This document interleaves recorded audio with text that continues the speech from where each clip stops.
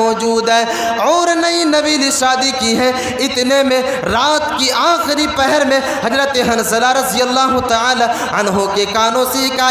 ایک انسان کی آواز ٹکراتی ہے اور وہ آواز دینے والا آواز دے رہا ہے کہ کون ہے وہ مرد مجاہد جو اللہ تبارک و تعالیٰ کی دین کے لیے، اللہ تبارک و تعالیٰ کی دین کی سربلندی کے لیے میدان جنگ کے لیے نکلتا ہے، کون ہے؟ اٹھ کر کے بیٹھ جاتے ہیں اور جو ہے اٹھ کر کے بیٹھنے کے بعد اپنے ہاتھوں میں تلوار کو لیتے ہیں، اتنے میں بیوی اٹھ جاتی ہے اور وہ بیوی سوال کرتی ہے، اے شوہر سرتاج آج تو ہماری پہلی رات ہے، اے میرے شوہر سرتاج آپ اس وقت کہاں جا رہے ہیں؟ اے شوہر سرتاج یہ تو کوئی وقت نہیں ہے، آپ اس وقت کہاں جا رہے ہیں؟ حضرت حنظلہ رضی اللہ تعالی عنہ بیان کرتے ہیں اور کہتے ہیں کہ اے میری بیوی، آواز دینے والے نے آواز دے دیا ہے، آواز لگانے والے نے تو آواز لگا دیا ہے اور مرد مجاہد کو جنگ کے لیے بلایا جا رہا ہے، اس دین کی سربلندی کے لیے آواز دی جا رہی ہے، میں کیوں نہ جاؤں؟ اگر دین اسلام کے لیے بلایا جا رہا ہے، اللہ کے نبی صلی اللہ علیہ وسلم کے سامنے حضرت عمر فاروق رضی اللہ تعالی عنہ حاضر ہوتے ہیں۔ حضرت عبداللہ بن عمر رضی اللہ تعالی عنہ بیان کرتے ہیں کہ خیبر کے اندر حضرت عمر فاروق رضی اللہ تعالی عنہ کو ایک زمین مل گئی۔ خیبر کے اندر حضرت عمر فاروق رضی اللہ تعالی عنہ کو ایک زمین مل گئی اور وہ زمین جب ملی فوراً اللہ کے نبی صلی اللہ علیہ وسلم کے سامنے حاضر ہو جاتے ہیں اور آخری نبی جناب محمد رسول اللہ صلی اللہ علیہ وسلم سے عرض کرتے ہیں کہ اے اللہ کے نبی صلی اللہ علیہ وسلم، مجھے ایک زمین ملی ہے اور یہ زمین اتنی قیمتی ہے، یہ زمین اتنی قیمتی ہے کہ آج سے پہلے مجھے اتنی قیمتی دولت نہیں ملی تھی، مجھے اتنا قدر و قیمت والا مال نہیں ملا تھا، اے اللہ کے نبی صلی اللہ علیہ وسلم آپ حکم فرمائے کہ میں اس زمین کا کیا کروں؟ میرے عزیز ساتھیوں، اندازہ لگائیں، ایک انسان یہ کہہ رہے ہیں کہ میرے لیے تو یہ دنیا کے اندر جتنی بھی دولتیں ہیں مجھے ملی ہے، ان تمام کی تمام دولتوں سے بھی بڑھ کر کے یہ زمین ہے، اور اس زمین کے بارے میں آخری نبی جناب محمد رسول اللہ صلی اللہ علیہ وسلم سے کہہ رہے ہیں کہ اے میرے نبی آپ حکم فرمائیں کہ میں اس زمین کو کیا کروں؟ اللہ کے نبی صلی اللہ علیہ وسلم فرماتے ہیں کہ اے عمر، اگر تم چاہتے ہو تو تم اس چیز کو اور اس کی ملکیت کو اپنے پاس رکھ لو اور اس سے جو نفع ہوگی تم اس کو غریبوں کے لیے صدقہ کر دو۔ اے عمر، اگر تم چاہتے ہو تو تم اس کی اصل جائیداد کو اپنے پاس رکھ لو، یعنی اس زمین کی ملکیت کو اپنے پاس رکھ لو اور اس زمین سے جو نفع ہوگی تم اس نفع کو جو ہے صدقہ کر دیا کرو۔ حضرت عمر فاروق رضی اللہ تعالی عنہ کو یہ حکم دیتے ہیں، فوراً عمر فاروق رضی اللہ تعالی عنہ اس بات کے اوپر عمل کرنا شروع کر دیتے ہیں اور صحابہ کرام کے درمیان میں اعلان کر دیتے ہیں کہ اس زمین کو نہ تو ہبہ کی جائے گی، اس زمین کو نہ تو کسی کی ملکیت میں دی جائے گی، اس زمین کو نہ تو بیچی جائے گی، بلکہ اس زمین کو جو ہے غریب اور غربا کے لیے وقف کر دیا جائے گا، اور اس زمین کو جو ہے فقر و فاقہ میں زندگی گزارنے والے کے لیے وقف کر دیا جائے گا، اور اس زمین کو جو ہے مسافروں کے لیے، مہمانوں کے لیے اور غلاموں کو آزاد کروانے کے لیے اس زمین کو وقف کر دیا گیا۔ میرے عزیز ساتھیوں، تصور کریں صحابہ کرام کی یہ زندگیاں ہوا کرتی تھی، آج تو ہماری زندگی یہ ہے، آج تو ہماری زندگی گزارنے کی جو مقصد ہے وہ یہی ہے کہ ہم دنیا کے اندر مال اور دولت کو اکٹھا کر لیں، ہم دنیا کے اندر زمین و جائیداد کا مالک بن جائیں۔ ایک انسان کے پاس زمین آ رہی ہے لیکن وہ انسان دین کی سربلندی کے لیے، اللہ تبارک و تعالیٰ کی خوشنودی کے لیے اس زمین کو ہبہ کر رہے ہیں، اس زمین کو جو ہے اس دین کی سربلندی کے لیے وقف کر رہے ہیں۔ یہ صحابہ کرام کی زندگی ہے اور یہ صحابہ کرام کی قربانیاں ہیں کہ ایک اشارے پر صحابہ کرام اپنی دولت کو بھی لٹا دیا کرتے تھے اور اپنی زمینوں کو بھی اس دین اور دین اسلام کے لیے اور اس دین کی سربلندی کے لیے اپنی زمین کو بھی وقف کر دیا کرتے تھے۔ یہ صحابہ کرام کی زندگی ہے اور یہ قربانیاں ہیں جس کے بعد ہم تک یہ دین اسلام پہنچی ہے، اور یہ وہی قربانیاں ہیں جن قربانیوں نے آخری نبی جناب محمد رسول اللہ صلی اللہ علیہ وسلم کو تقویت پہنچائی اور ان کے بازوؤں میں قوت پہنچائی، اور اسی قربانیوں کی بدولت آخری نبی جناب محمد رسول اللہ صلی اللہ علیہ وسلم نے کفار و مشرکین کے درمیان میں اس دین کے اور اس دین اسلام کے جھنڈے کو جو ہے بلند کیا اور اس دین کے دعوت کو عام کیا کفار و مشرکین کے درمیان میں، اور وہ لوگ اس دین کو قبول کرتے گئے اور اس دین کی سربلندی ہوتی گئی، اور سربلند ہوتے ہوتے یہ دین ہم تک پہنچی۔ میرے عزیز ساتھیوں، کوئی بھی جو ہے سنگٹھن اگر کامیاب ہوگی تو اس کے پیچھے قربانیوں کی ضرورت پڑتی ہے۔ بغیر قربانی کے، بغیر وقت کی قربانی دیے، بغیر مالی قربانی دیے، بغیر جسمانی قربانی دیے ہم کسی چیز میں کامیابی حاصل نہیں کر سکتے ہیں، ہم کسی چیز میں جو ہے سکسس حاصل نہیں کر سکتے ہیں۔ اسی طرح حضرت عثمان غنی رضی اللہ تعالی عنہ بھی ہے جو اس دین کی رضا کے لیے اور اس دین کی سربلندی کے لیے اپنی دولتوں کو نچھاور کر دیا کرتے تھے۔ ایک مرتبہ حضرت عبد الرحمن بن سمرہ رضی اللہ تعالی عنہ راوی حدیث بیان کرتے ہیں کہ ایک مرتبہ اللہ کے نبی صلی اللہ علیہ وسلم ایک جہاد کی تیاری کر رہے تھے، ایک جہاد میں جانے کے لیے تیاری کر رہے تھے، اتنے میں حضرت عثمان غنی رضی اللہ تعالی عنہ تشریف لاتے ہیں، اتنے میں حضرت عثمان غنی رضی اللہ تعالی عنہ تشریف لاتے ہیں اور اپنے آستین میں 1000 دینار کو چھپا کر کے لاتے ہیں اور آخری نبی جناب محمد رسول اللہ صلی اللہ علیہ وسلم کی جھولی میں ڈال دیتے ہیں۔ حضرت اسرا حدیث کو روایت کرنے والے راوی بیان کرتے ہیں کہ میں نے اپنے نظروں سے دیکھا کہ آخری نبی جناب محمد رسول اللہ اس جھولی کے اندر اس دینار کو الٹ پلٹ رہے تھے اور عثمان کے بارے میں کہہ رہے تھے ما ضر عثمان ما عمل بعد اليوم، عثمان آج کے بعد جو بھی عمل کر لے اسے کوئی بھی عمل نقصان نہیں پہنچائے گا،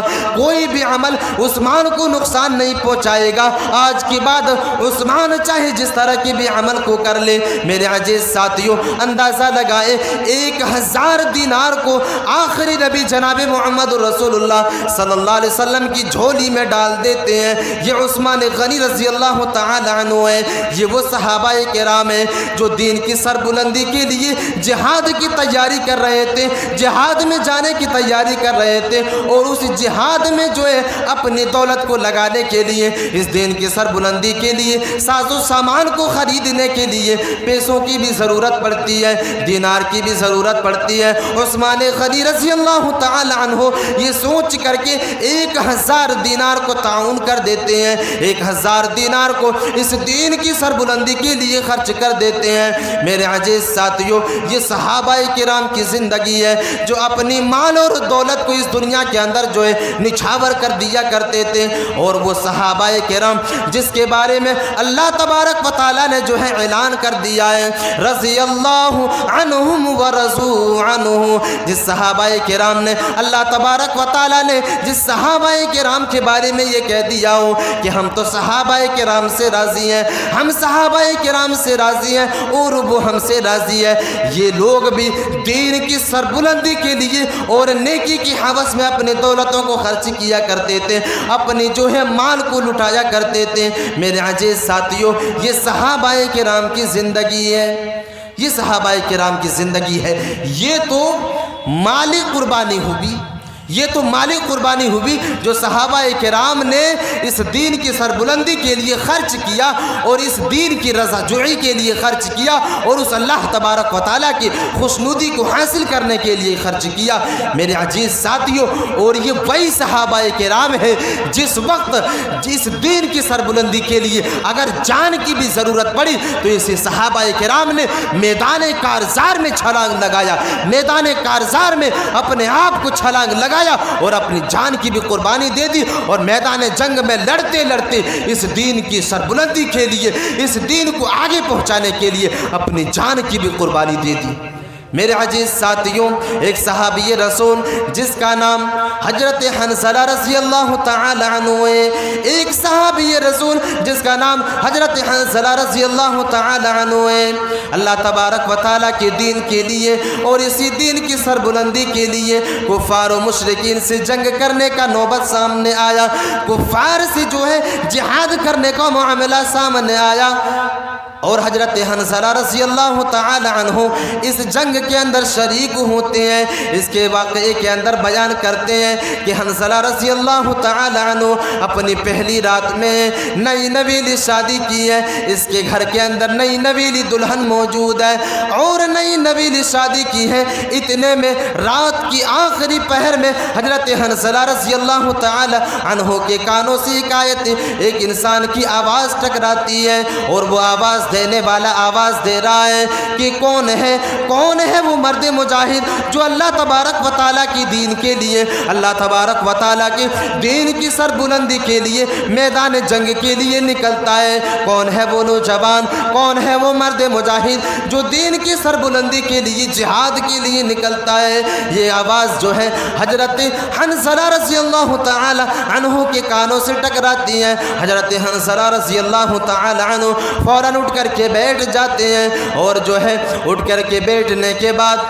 اپنے ہاتھوں میں تلوار کو لیتے ہیں۔ اتنے میں بیوی اٹھ جاتی ہیں اور وہ بیوی سوال کرتی ہیں، اے شوہر سرتاج، آج تو ہماری پہلی رات ہے، اے میرے شوہر سرتاج آپ اس وقت کہاں جا رہے ہیں؟ اے شوہر سرتاج یہ تو کوئی وقت نہیں ہے، آپ اس وقت کہاں جا رہے ہیں؟ حضرت حنظلہ رضی اللہ تعالی عنہ بیان کرتے ہیں اور کہتے ہیں کہ اے میری بیوی،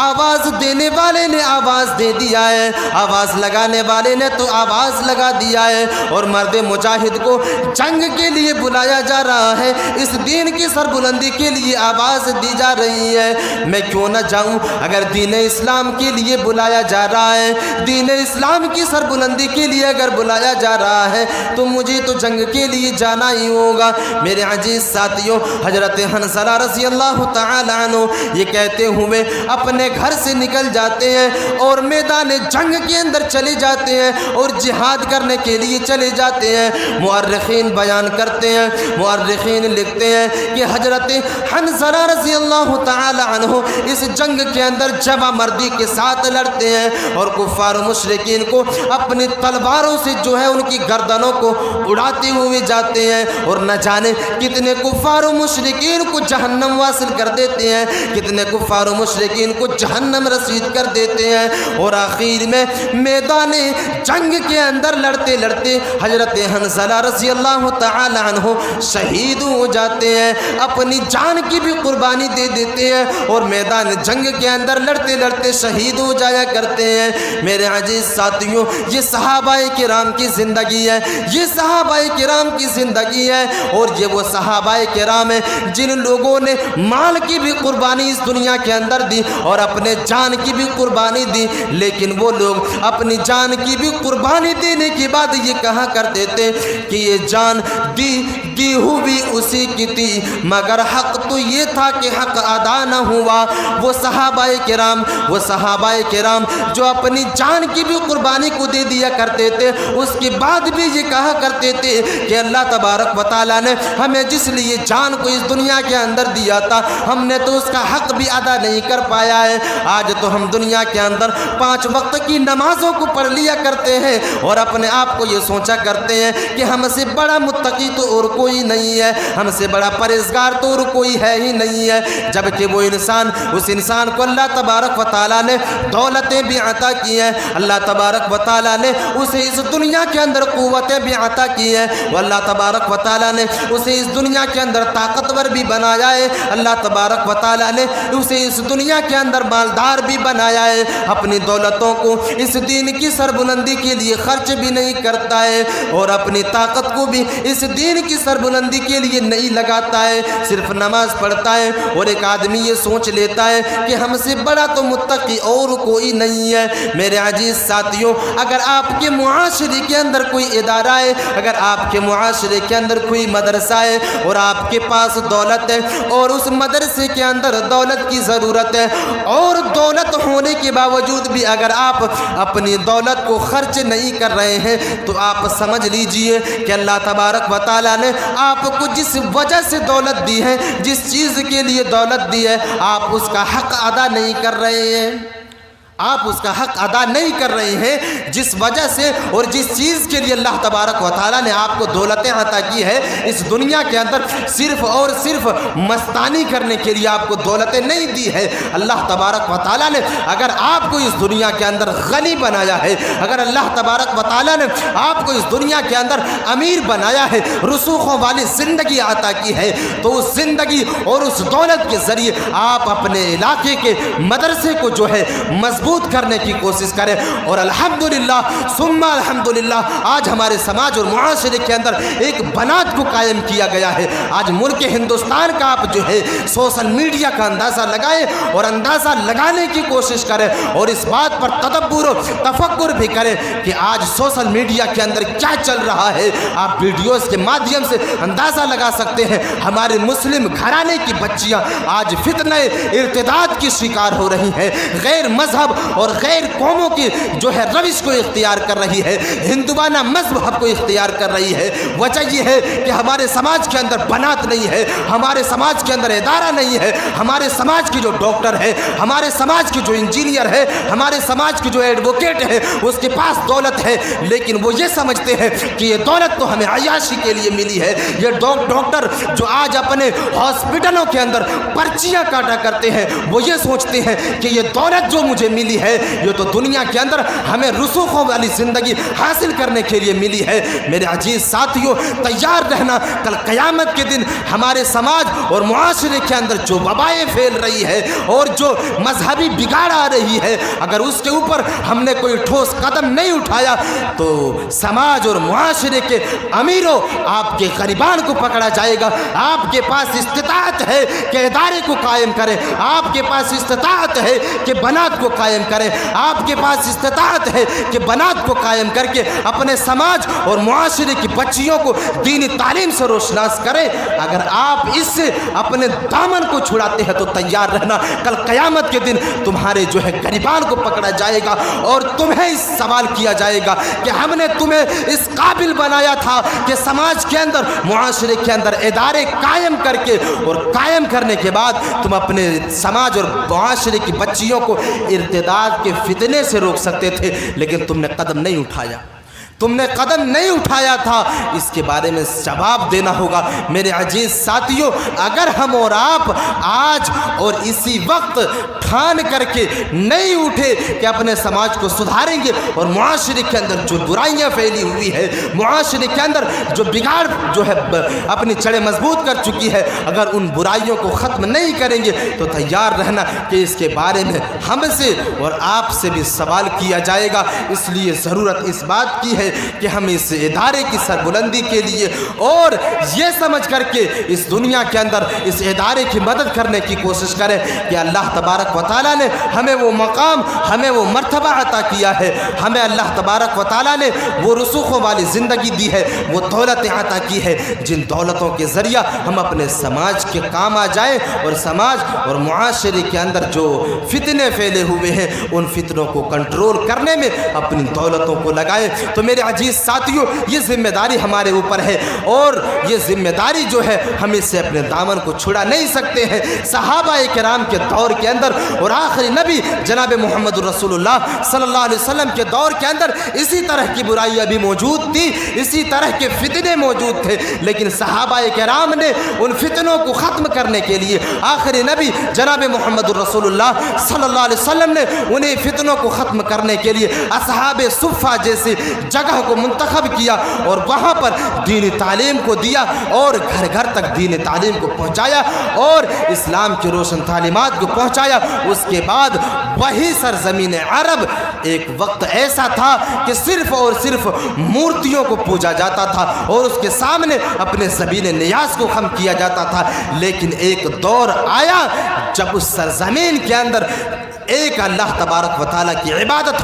ہونے لگی اور اللہ تبارک و تعالیٰ کے سامنے لوگ اپنے سر کو جھکانے لگے۔ یہ کیسے ممکن ہوا؟ یہ کیسے ممکن ہوا؟ یہ صحابہ کرام کی قربانیوں کی وجہ سے ہوئی۔ یہ صحابہ کرام نے جو محنتیں کی، صحابہ کرام نے جو اپنے وقت کی قربانی دی، صحابہ کرام نے جو اپنے جسمانی قربانی دی، صحابہ کرام نے جو اپنے مال کی قربانی دی، اسی قربانیوں کی وجہ سے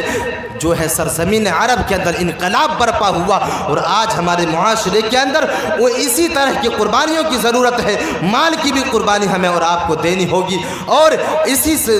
معاشرے کے اندر ہمیں اور آپ کو اپنے جسمانی قربانی بھی دینی ہوگی، اپنے وقت کی قربانی دینی ہوگی، تب جا کر کے اس طرح کے ادارے جو ہے کامیاب ہو سکتے ہیں اور ہماری بچیاں جو ہیں اور ہمارے بچے جو ہیں دینی تعلیم سے روشناس ہو سکتے ہیں۔ میرے عزیز ساتھیوں، تو یہ ذمہ داری ہمارے اور آپ کے اوپر ہے۔ جو ذمہ داری کبھی صحابہ کرام نبھایا کرتے تھے، وہ ذمہ داری اب ہمارے اوپر ہے کہ ہم اور آپ اس چیز کو تھامیں اور صحابہ کرام کی اس جو زندگی تھی ان کو جو ہے غور و فکر کرنے کے بعد ان کی زندگی کے لیے اپنے زندگی کو ان کے لیے آئیڈیل بنائے، ان کی زندگی کو اپنے لیے آئیڈیل بنائے اور ان کے اوپر عمل کرنے کی کوشش کریں۔ اس طرح کی کئی مثال احادیث کے اندر موجود ہے جہاں پر صحابہ کرام نے اپنی جان کی قربانی دی، اپنے مال کی بھی قربانی دی اور اس دین کی سربلندی کے لیے صحابہ کرام نے اپنے آخری وقت میں بھی اپنے جان کی قربانی دے دی۔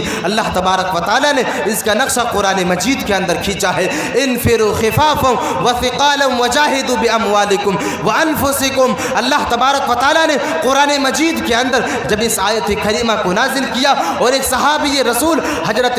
ابو طلحہ انصاری رضی اللہ تعالی عنہ تک یہ آیت کریمہ پہنچی، حضرت ابو طلحہ انصاری رضی اللہ تعالی عنہ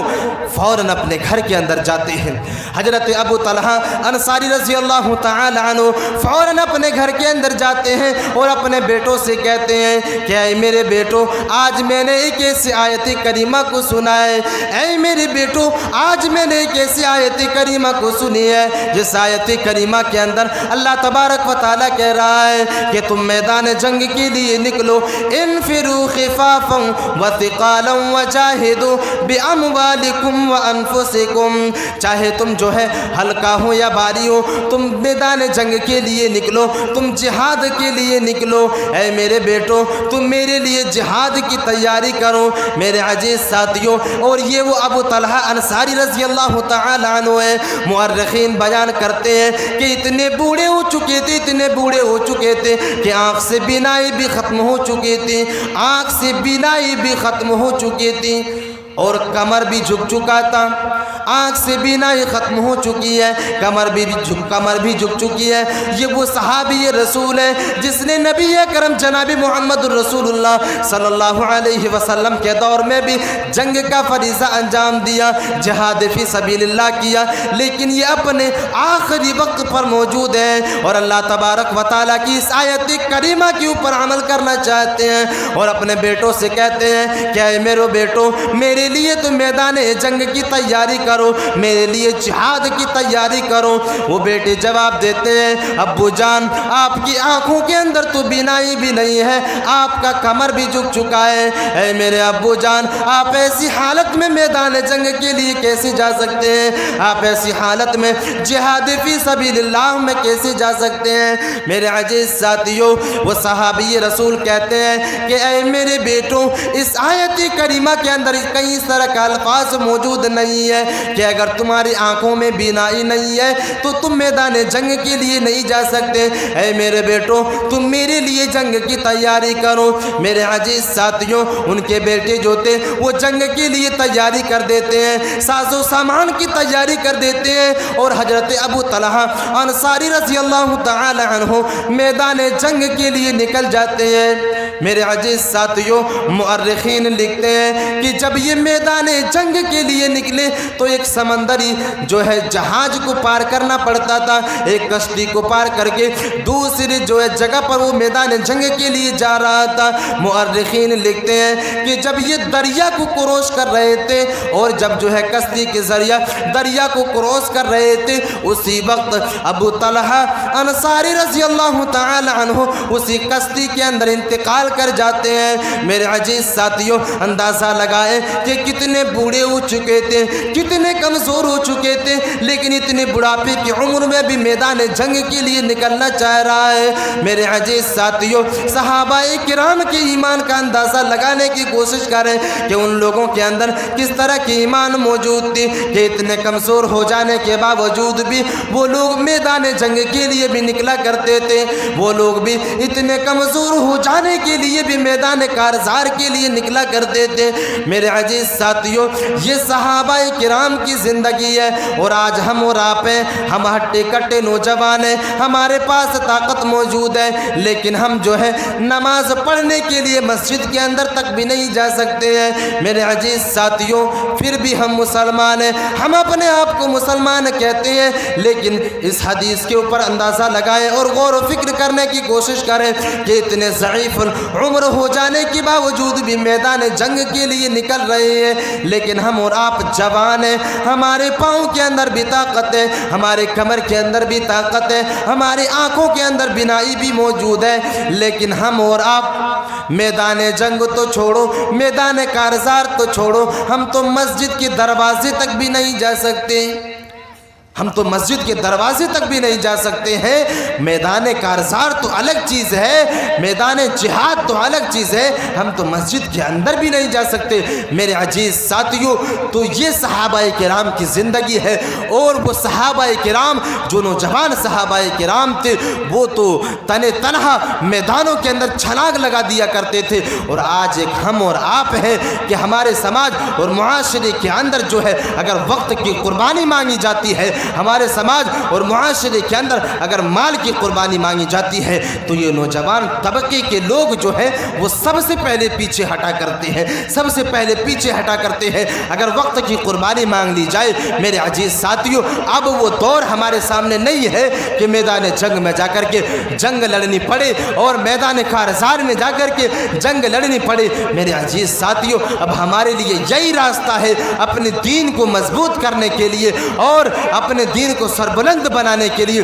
ہمارے پاس یہی راستہ ہے کہ ہم اس دین کے لیے زیادہ سے زیادہ محنت کریں اور لوگوں تک اس دینی تعلیمات کو پہنچانے کی کوشش کریں، اور اس دین کی سربلندی کے لیے جتنی بھی چیزوں کی ضرورت پڑے گی